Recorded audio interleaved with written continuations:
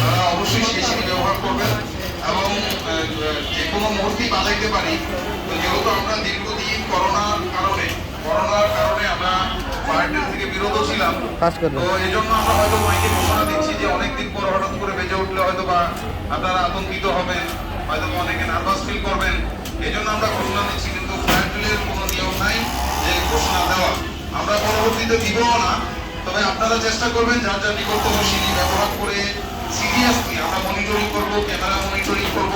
কাউকে যদি দেখি হাসাহাসি করতেছে কিংবা সিরিয়াস না, কেউ বের হচ্ছে না, আমরা কিন্তু তার বিরুদ্ধে ব্যবস্থা গ্রহণ করতে বাধ্য থাকবো। ফায়ার ড্রিলে সবাই অংশগ্রহণ করবেন, সবাই নামবেন, এভরিওয়ান, লাইন চিফ, সুপারভাইজার। আমরা এরকম করবো না যে খাবারের বাটি এটা সেটা টাকা পয়সা এগুলো নিয়ে না, স্যান্ডেলের ব্যাগ ট্যাগ নিয়ে কিছু না।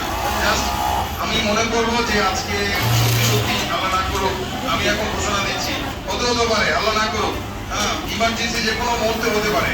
সো দ্যাট আমি বলছি ফায়ার ড্রিল করবো, আমার ফায়ার ড্রিল ছাড়াও তো অ্যালার্ম আসতে পারে। সো দ্যাট আপনারা সবাই বিষয়টাকে সিরিয়াসলি নেবেন এবং যার যার নিকটতম সিঁড়ি ব্যবহার করে প্রতিদিন যেভাবে আপনারা ফ্যাক্টরি ত্যাগ করেন ঠিক সেভাবেই বের হবেন, সেভাবেই ত্যাগ হবেন। আপনার গাড়ি পার্কিং এর রাস্তা দিয়ে আপনারা বের হয়ে যাবেন, মেয়েরা যে সিঁড়ি দিয়ে নামেন অবশ্যই ফায়ার ড্রিলের সময় কেউ লিফট ব্যবহার করবেন না। মনে রাখবেন, ফায়ার ড্রিল হয়তোবা আমরা ঘোষণা দিচ্ছি, কিন্তু ফায়ার ড্রিলের ঘোষণা দেওয়ার নিয়ম নাই। তারপর আমি বলবো যে আপনারা সবসময় এই ইভাকুয়েশন ড্রিল, ফায়ার ড্রিল এই মহড়াকে গুরুত্ব দিবেন, তাহলে নিজের জীবনকে সুরক্ষিত রাখতে পারবেন। কখনো হেলা করবেন না যে আরে এটা ফায়ার ড্রিল হচ্ছে, হেলা হচ্ছে মানে ফায়ার ড্রিল হচ্ছে, এই নামার দরকার নাই, এটা কখনো করবেন না। নিজের জীবনকে নিরাপদ রাখতে নিজে সচেতন হন এবং অন্যকে সচেতন করুন।